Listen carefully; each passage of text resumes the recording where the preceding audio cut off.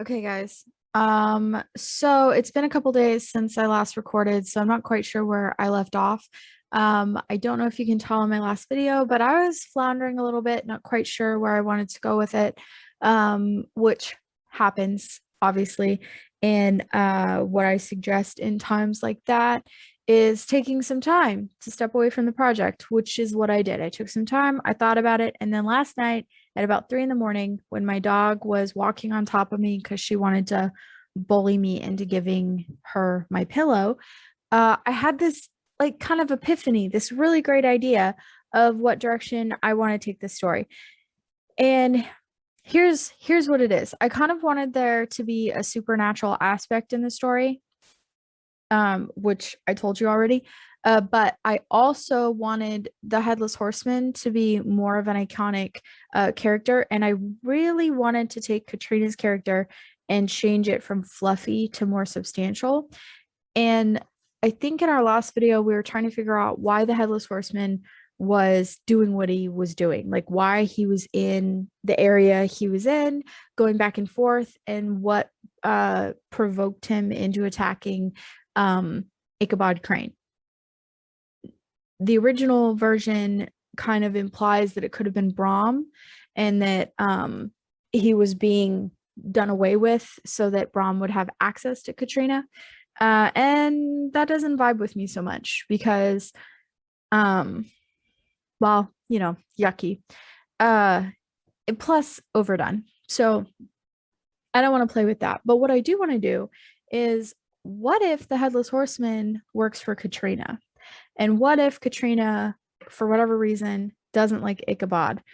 And so she sent that Headless Horseman after Ichabod because let's say Katrina is a witch. It's October. This is supposed to be spooky. So I think that's the direction I'm going to go with. I'm really enamored with this idea. And I feel like it's probably been done before. I know they did that Sleepy Hollow TV series a while ago. And I only saw 2 episodes, mostly because I don't pay for TV and it wasn't free at the time, so I couldn't stream it. So I never finished watching it, though I'm sure it was really good. So, but I feel like if I remember correctly, they kind of had like Katrina being a witch angle, I think. I'm not sure. Anyway, because they were like trying to explain how Ichabod was in the modern times. But that's beside the point. I'm just saying that I don't think that this is an original idea. But as I told you guys previously in a video, like it doesn't have to be an original idea. It's not about being the first person who's ever thought of something. It's about how you tell it. Because people are going to be impressed with how you tell a story versus like, oh, I've never seen a story like this before. Because there's really nothing new. So if you're waiting to publish your first story because you want to have like the first original idea ever, it's not going to happen. Um, don't wait. Just publish your story because it's not the story, it's like how you tell it and how wonderful and exciting your characters are. So lean into that. Okay, so anyway, we're gonna make her if I can spell, we're gonna make her a witch.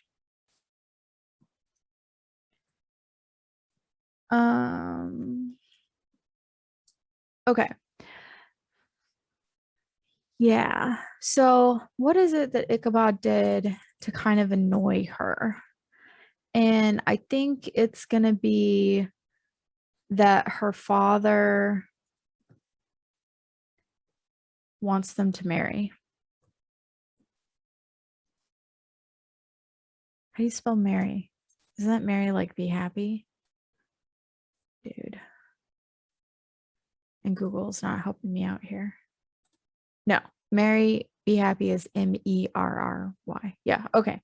Mary with an A. Okay, Katrina's father wants her to marry him, which if is an incomplete sentence because what it implies is that Katrina's father wants Katrina to marry her father, which is not the case, obviously. So I see that, and I told you we're working in like shortened brain speak, so it doesn't have to make sense to other people. I know what it says. So, um, okay, so Katrina's father wants her to marry Ichabod. Why does this bother Katrina so much? Well, obviously she's an heiress, and if she gets married, she doesn't have, um, she's gonna lose her independence. Does not want to lose her independence and has no plans to marry. Okay. And Brahm sticks around or isn't a problem because um well, she doesn't really see him as a threat. How come? Because he is retractable. She finds him. So if she has to marry, I guess he'll be her like her safety net because she finds it easy to control him, basically, is what I'm implying. Okay. I don't want Katrina to be a bad person. Um, yeah. So let's put that in there. We don't want her to like I personally don't want her to be a villain. I mean, 1820s like women didn't have a lot going for them and it was really hard to kind of like find their independence. So if she found a way to eke out a profitable, and I don't mean profitable by like consumerism money. I mean profitable by like she feels like she has some control over her life and she's pleased with like where she's ended up. Like I don't want to villainize her. I don't think she's a villain. I don't think she's a villain for using the tools that are available. Sorry for hitting my mic. For using the tools that are available to her to take control over her life and the direction her life is headed. So I'm not going to think of her as a villain. So does that mean that Ichabod doesn't die? Or does that mean that we're making him such an annoying character that we don't really care if he dies? Um, it is October and we're going for creepy. So let's make him really annoying.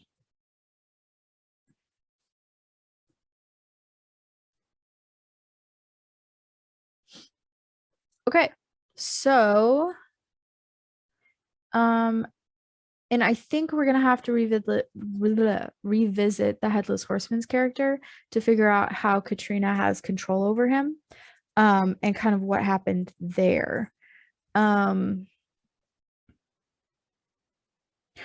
but for right now, I think this is good. I think well, you know what? Why put it off? Let's just revisit the Headless Horseman's character. Okay, so we know he was lost or he lost a battle, and he wants his head back. Okay, so he lost his head in a battle and he wants his head back. So who has his head? I'd say Katrina has his head, which I'm pretty sure also plays back to the Johnny Depp remake. It's been a long time since I saw that one. I'm probably gonna have to make it a point to watch it this month. Um, but wasn't like his ex-wife or something a witch in that one too? Or Katrina's stepmother? I don't remember. There was some woman in there that I think was a witch. Okay, so he lost his head in a battle and he wants it back. Katrina has his head. Why does Katrina have his head? I don't want Katrina to have his head. You know what? No. I think he's a pumpkin man and he didn't lose his head in battle. Okay.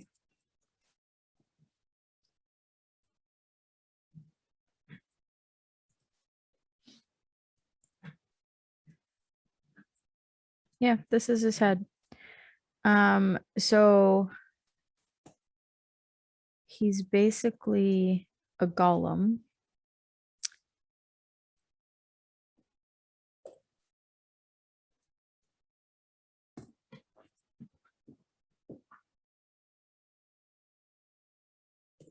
And he is protecting a certain area. Well, no, he's not protecting a certain area. He's um he does a specific person's bidding.